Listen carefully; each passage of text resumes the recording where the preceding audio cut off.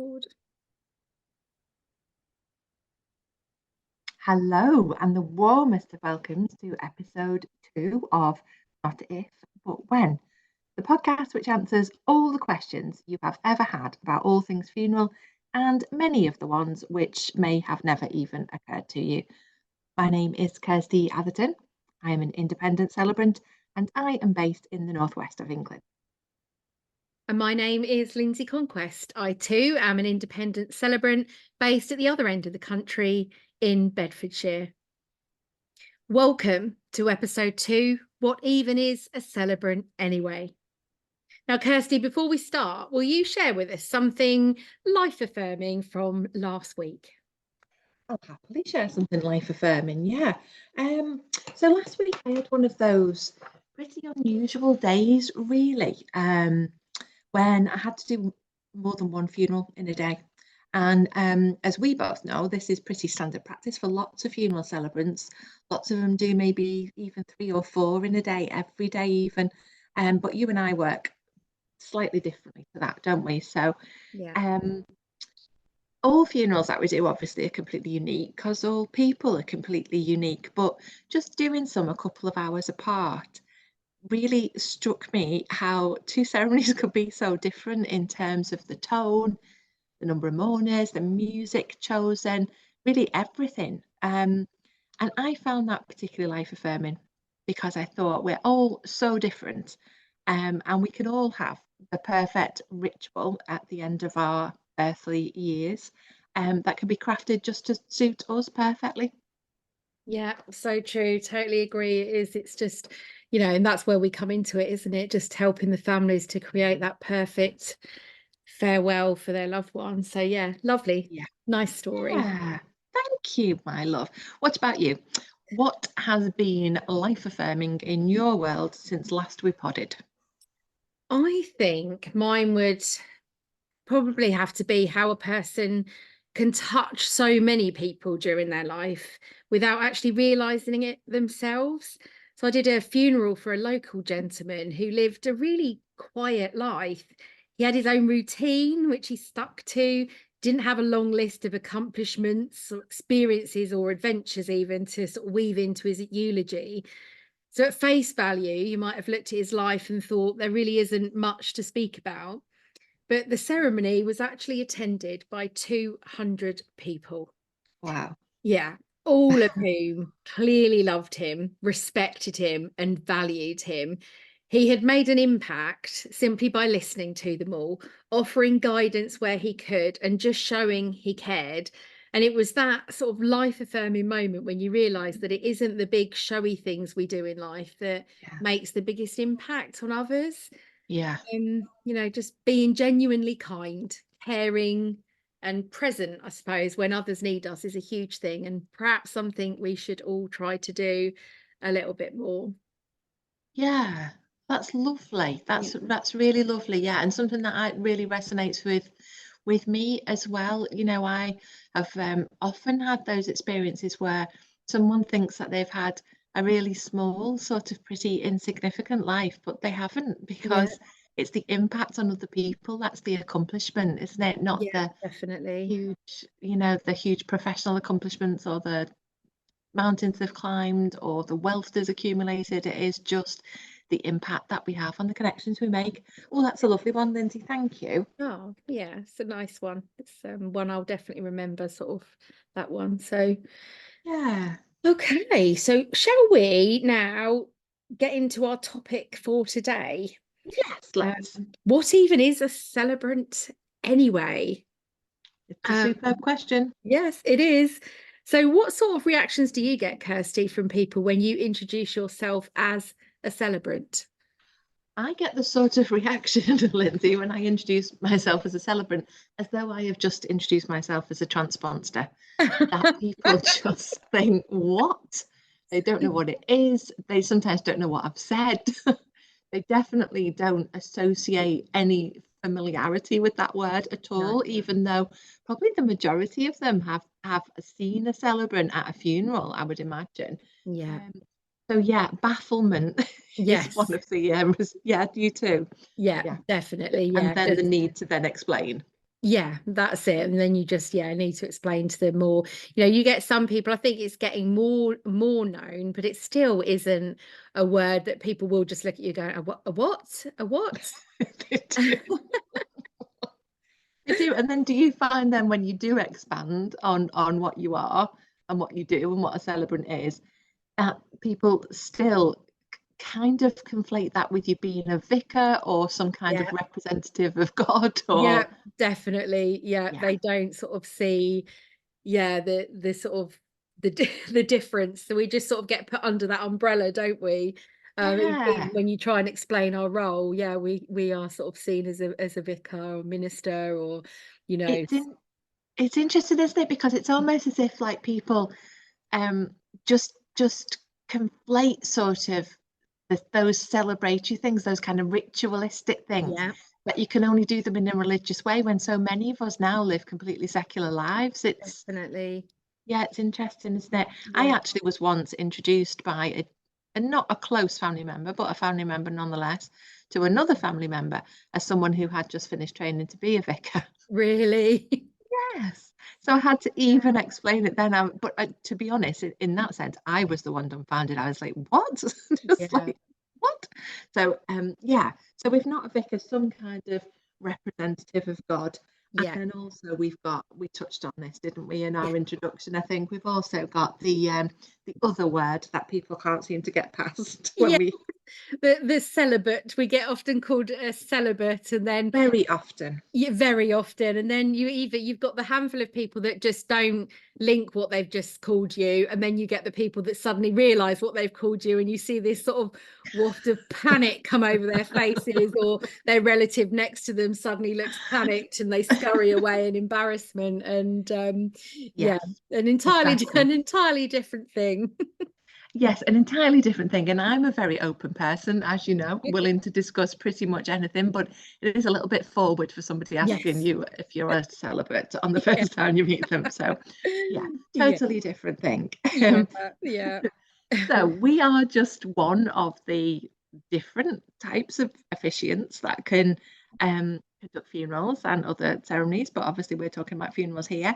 Yeah. So, I suppose the first one that comes to mind for everybody really is a minister, is a person Yeah. of religion, isn't it? Yeah, definitely. I think, and up until probably not that long ago, actually, it was, the majority of services, even if a family didn't really class themselves as of faith, were conducted by a minister, Yeah, because that's yeah, it was just how just a things were done.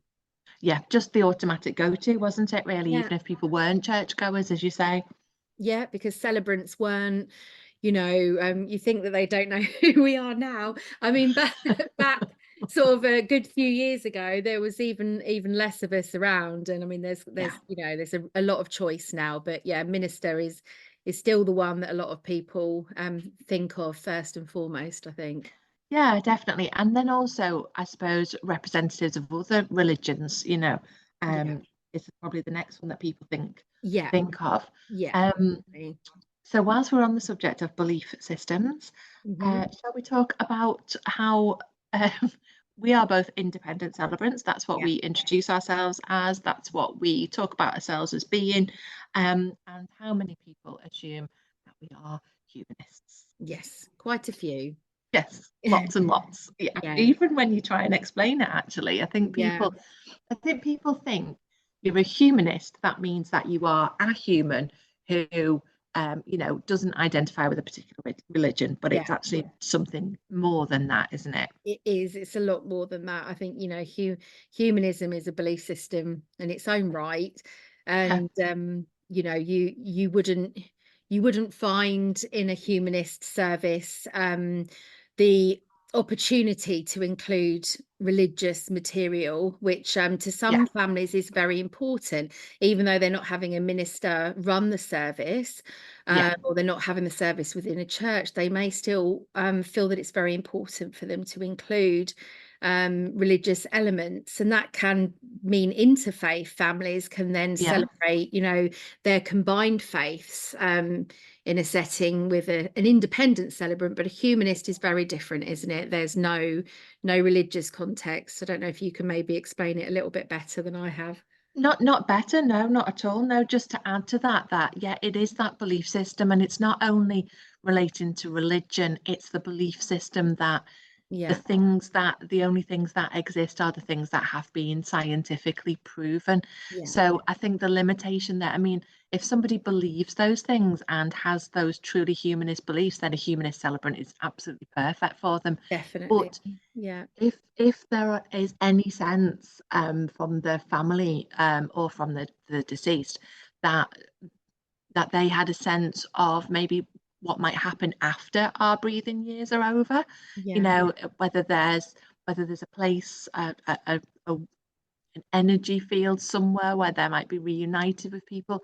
A lot of people aren't religious but do have thoughts about that's there being an right. afterlife, yeah, or about Yeah, heaven, and and obviously you wouldn't have reference to any of that in a no, humanist service. Although, I mean, the vast majority of people that I officiate for, the families that I work with, um, aren't religious in any way, but mm, very often do want something like the Lord's Prayer. And I think that the reason that they want that is because it's something that they're really super familiar with, and it's kind of something that everybody can join in together with, and it's yeah, quite comforting, yeah, so yeah, obviously in a humanist ceremony you wouldn't get that, although I have heard many a tale of yeah, somebody who professes to be a humanist and then goes, oh yeah, that's fine, I'll just put the Lord's Prayer in for you, that's no bother. yeah, um, so, as independent celebrants, what we believe, whatever our own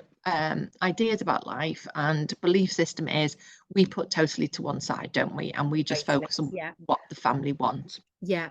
Yeah, so we'll ask the family if they've got any sort of beliefs of their own, or if the deceased had any beliefs, and and that doesn't have to be a specific well-known religion, does it, Kirsty? It can be No, any belief that they might have that they might want to sort of incorporate into that service. yeah, And I've but like I mentioned as well, the interfaith, I've done a service for a family where the mum was Hindu and dad was C of E, and that was just a beautiful service, combining both faiths.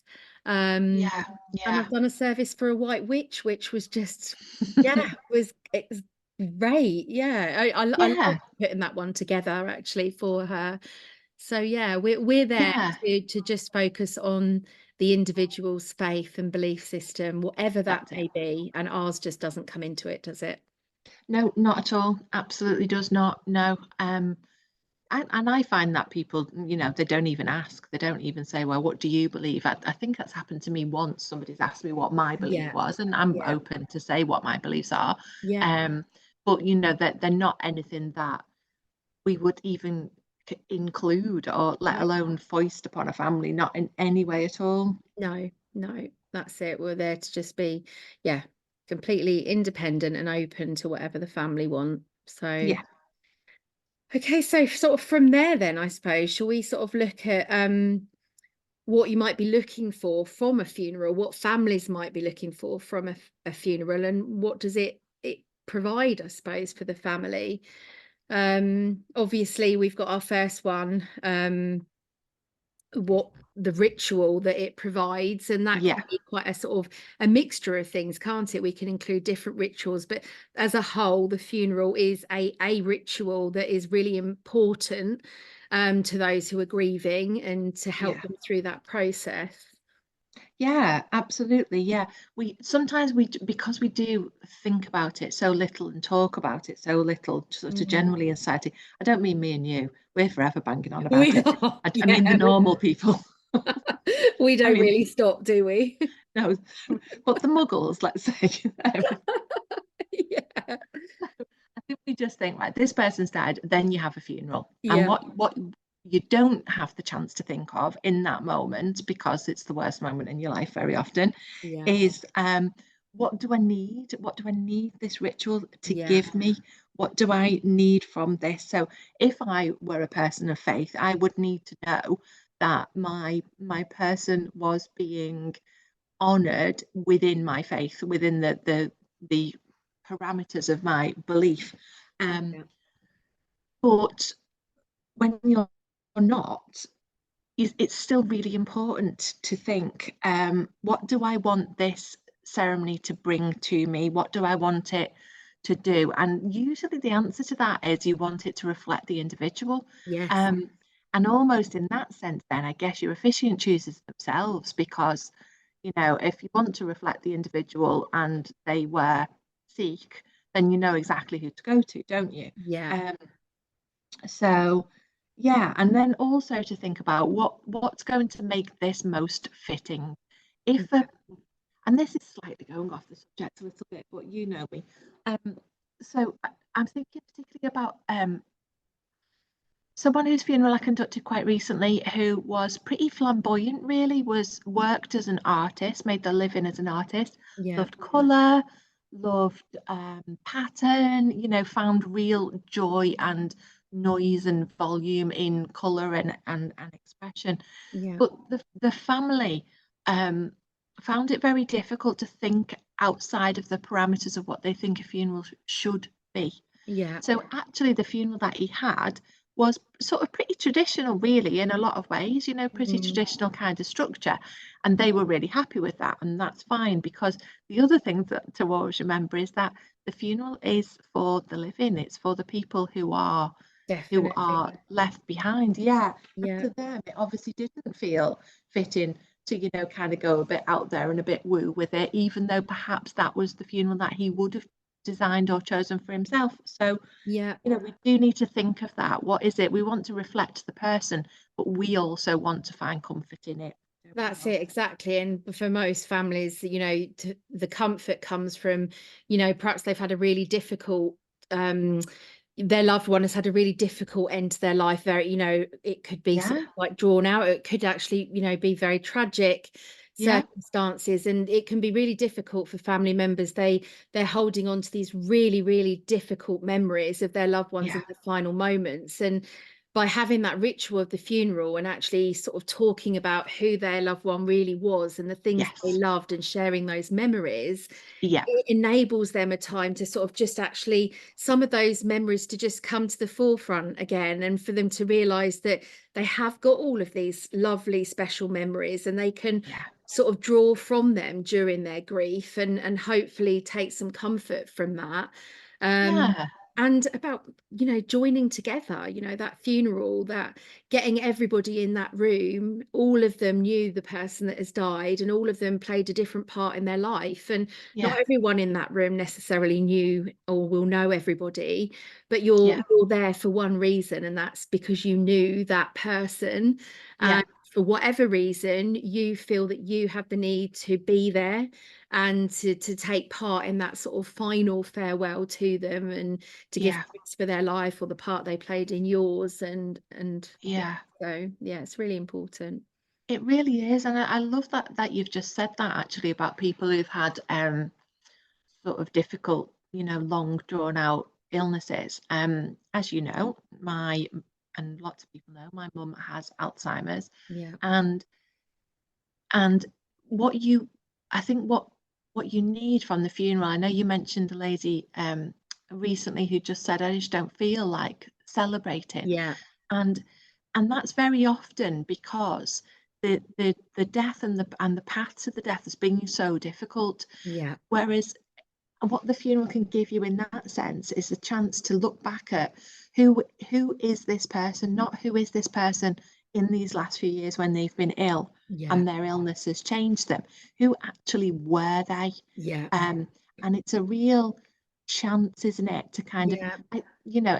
nobody really cares where anybody went to infant school or how many GCSEs they got or, No. whether they passed the 11 plus or whatever. Yeah. But thinking about and talking about, hearing about all of those achievements and accomplishments of somebody, Yeah. actually can help heal in the sense of reminding you who that person was before their illness changed them. Yeah, definitely. I had a lady the other week, and she was just, her family just loved her for the way she loved to entertain and bake. And she was, Mhm. and the memories that they had. And as they started talking about them, and then we incorporated it into the funeral, you could see people actually in the congregation just remembering Oh. her amazing sausage rolls, these legendary sausage rolls. And and it brought so many smiles to the faces of everybody Oh, there. And it's when you see people, they're then drawing maybe on childhood memories of when that yeah, lady baked for them, and that's how she showed her love. And so oh, it's just helping people, isn't it, reminisce on those more special yeah, memories than some of the really painful ones that they might have had more recently, which can be hard to get past, can't it? yeah. Oh, absolutely. And it's not at all to say that, you should even get No, past those. no, you just, But yeah, having the opportunity to potentially, is really, it's a real gift, isn't it, that we're able to help people give to themselves, yeah, by yeah, definitely. It's just reminding them offering of that. that. I very value find the same. Yeah, that when we go in to meet a family, particularly when there's been a difficult illness, there's obviously a lot of sadness. There's always a lot of sadness. Yeah, Um, but then as you sort of tease things out and start to talk about things, and like people do remember the delicious sausage rolls, or, yeah, the time they danced on the table and put the foot in the trifle, and, all yeah, of those like yeah, gorgeous things. It's almost like a big snowball, isn't it? And it starts rolling down the hill and collecting other definitely. things, and that's healing in itself, isn't it? Yeah.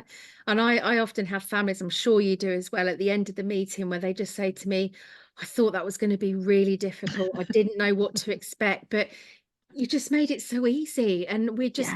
didn't realize we had all of these memories and all of this Yeah. information to share with you. Yeah. That's when you know that you've done your job, and you can Oh, leave just feeling like, yeah, I've yeah. done what that family needed, and I've left them with some really special memories, to just Yeah. help them during this really, yeah, really difficult time, and Oh, providing we're a s- safe space for them, isn't it, to yeah. share those memories.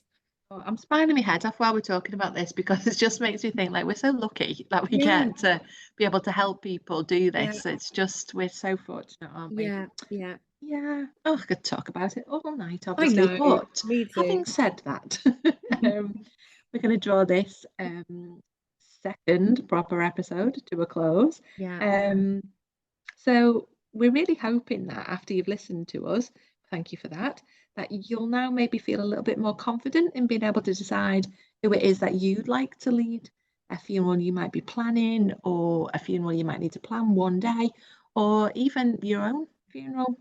yeah. Um, the words that are spoken in those rituals and the way in which they are delivered are just so vital to the ceremony, and how well that ritual then goes on to serve you in your grieving process.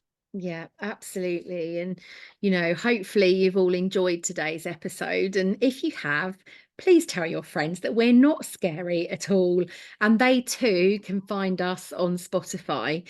Next week's episode looks at why planning a funeral even matters. And spoiler alert, it really, really does. It really, really Yeah, does. it does. So hopefully you'll stick us back in your ears for that one next week. Until then, embrace every day whilst embracing the inevitable. Bye. Bye.